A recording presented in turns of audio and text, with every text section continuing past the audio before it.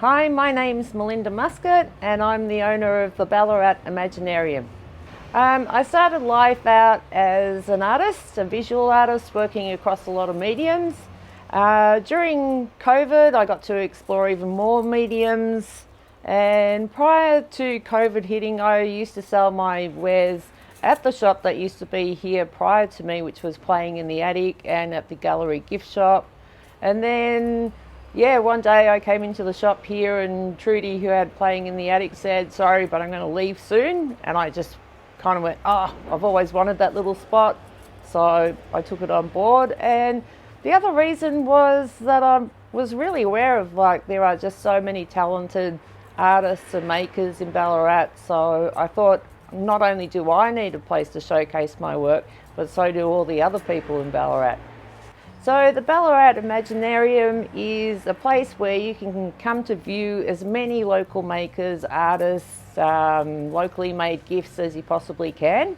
There are also other items that aren't locally made, but I try and keep that to a minimum. But at the same time, you've got a great selection of gifts, really unusual items, toys, and some art materials and retro items too. I love being able to tell people about the things that the artists make more than anything, I suppose. Particularly there's, say for example, one of my latest favourite things is, say, an artist named Maggie Parks. She's a jeweller.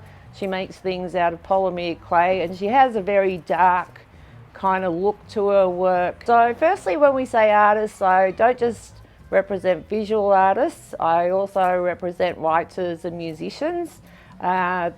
With the visual work, there's everything from landscape art, still lives, to very surrealist work, printmakers, drawing, and then you've got sculpture, and my sculptures are fairly surrealist-like as well.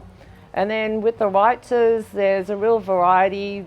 Though I am finding that in Ballarat there's, I think the genre of fantasy is a really big one, but there are also historians that have done works on places around Ballarat.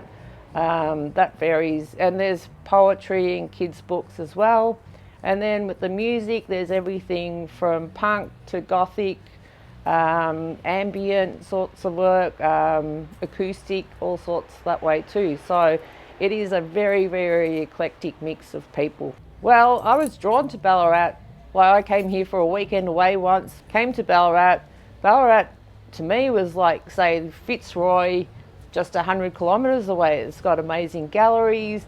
It's got a really great community where everyone's really friendly. It's got a really good art crowd here that, just really make things happen. And there are some cool, quirky things in Ballarat. We've got really good retro shops here and antique shops.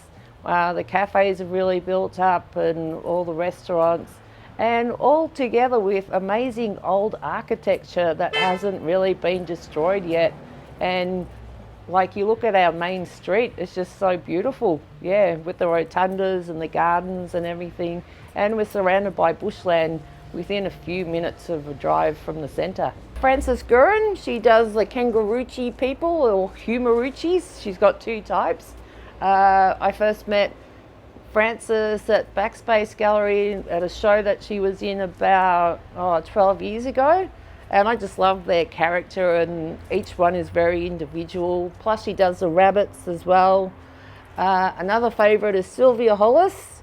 I remember when I was signing up artists, and I had to let people know I take 30% commission, and she said to me, "Well, you deserve more than that if you can sell my work, because it's so unsellable," kind of thing.